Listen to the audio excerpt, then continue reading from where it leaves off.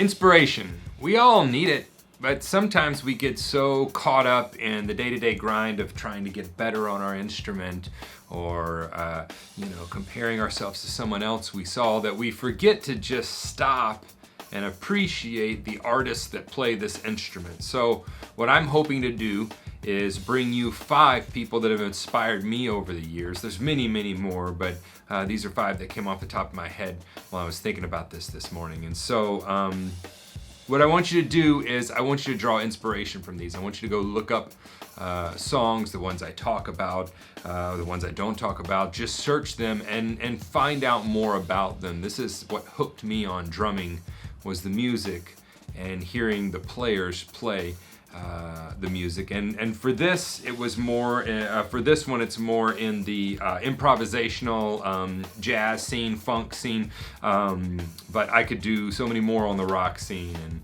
and the indie rock and the different genres that I've grown from coming up. So here are my 5 players that I'm listening to for inspiration right now and have been for years. So I'll start with the oldest of them. He's not alive anymore. Unfortunately, we lost him way too soon, and many of you know and have heard me talk about him, but I want you to take a second today and go listen to some Tony Williams.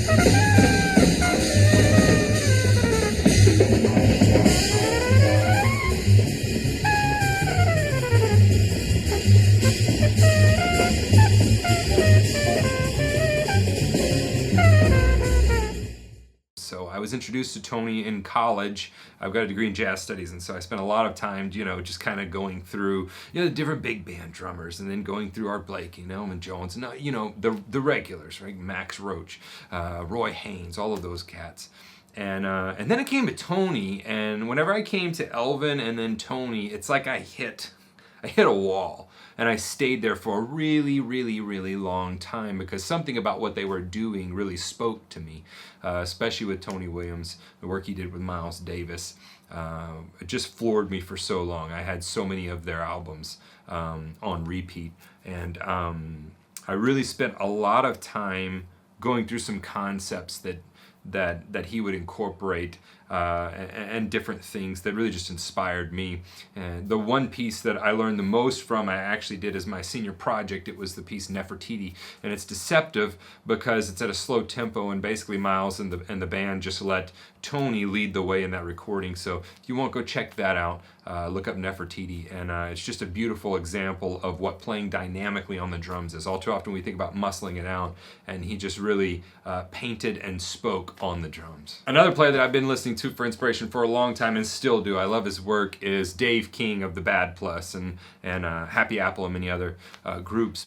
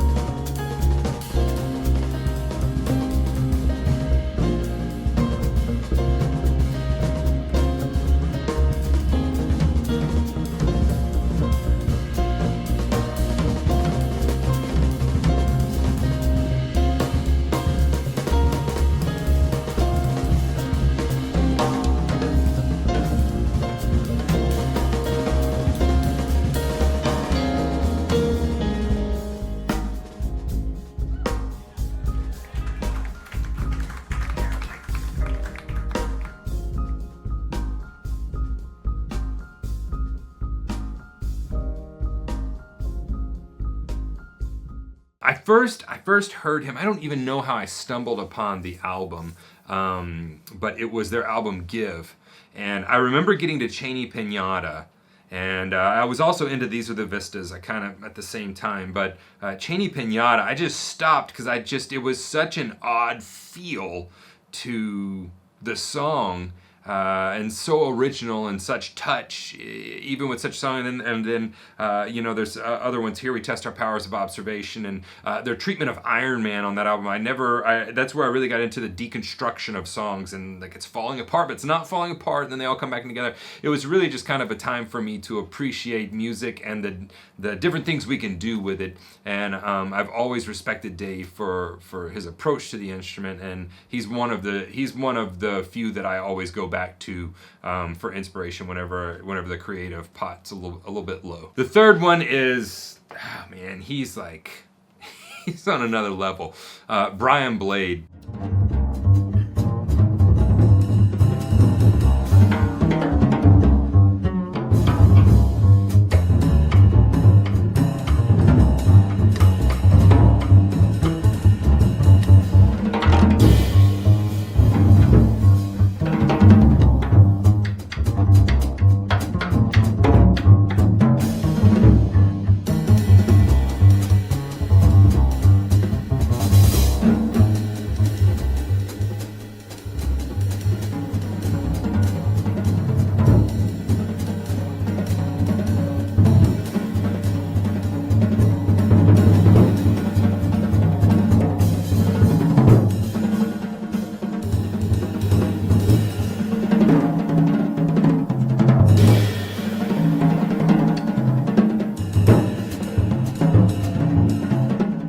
I first heard him playing with Joshua Redman, I think it was, and then that just opened up a whole world with Brian.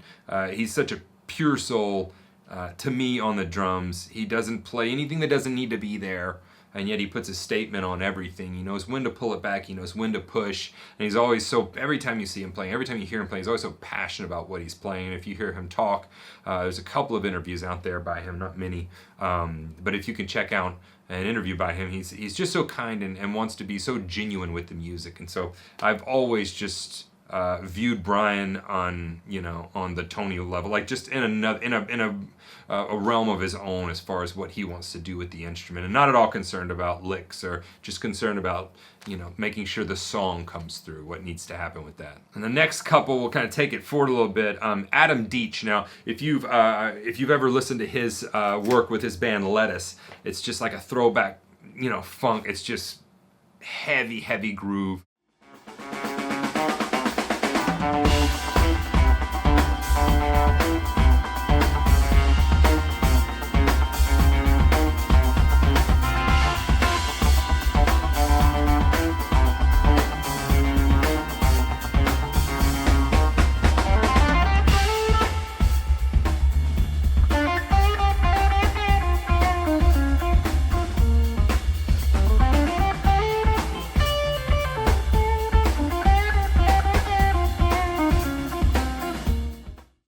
I love that. I got turned on to Adam whenever he did 2 albums with Schofield, which were Uber Jam and Up All Night, I believe it was. And then there was one of the songs, Here Comes Popo, or I forget the exact name of it, but those songs just floored me because he was taking this very traditional funk that I had taken a lot of time with in New Orleans, learning that whole genre, just coming out of that, and then he was mixing it with this drum and bass, and then mixing it with somebody that had been, played with Miles Davis and all these other jazz cats, Schofield, and it was just like this melting pot of them putting all that stuff together, and I just loved it. I loved his feel for the pocket, his insistence that the pocket always be there, and he's always just been, I got to see him do a clinic a few years back. He's always just been an advocate of playing that, making sure the pocket is there in those styles. So Adam is great. Go check out those 2 albums by Schofield, Up All Night and then Uber Jam, and then he's still, I think, touring with his band Lettuce. So just a fantastic player. And then last but definitely not least is none other than himself, Mr. Jojo Mayer.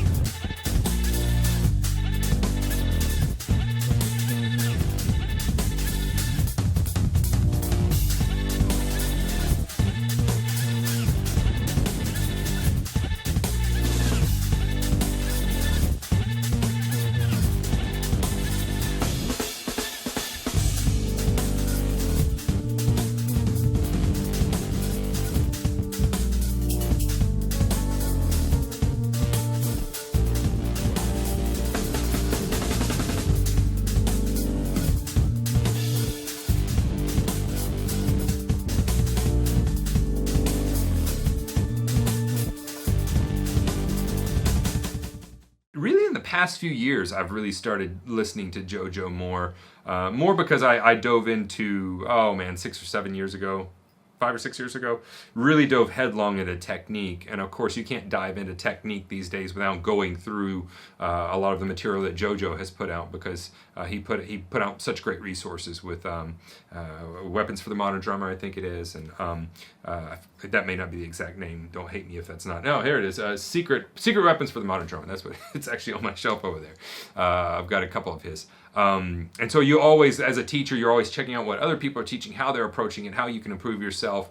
And then I've gotten the chance to see him live with his band Nerve twice. Once at PASIC, it was about 3 years ago, and then once this past year, actually with Casey Cooper, I called him up. I said, hey man, I got tickets. Why don't we just go? We went to Little 5 Points and saw him in Atlanta in a CD club, and that was the best experience for me, because really that's where that music to me lives.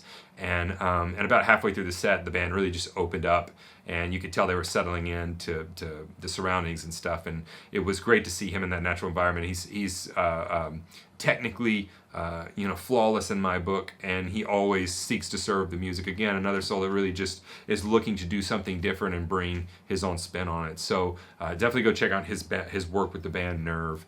And all of these players have served for inspiration for me. This is kind of a different video. I didn't even know if I was going to do it, but I wanted to expose you to some different players, and then I may do this again, expose you to other different genres, or maybe not expose you. Maybe you just agree, like, yeah, I love those guys.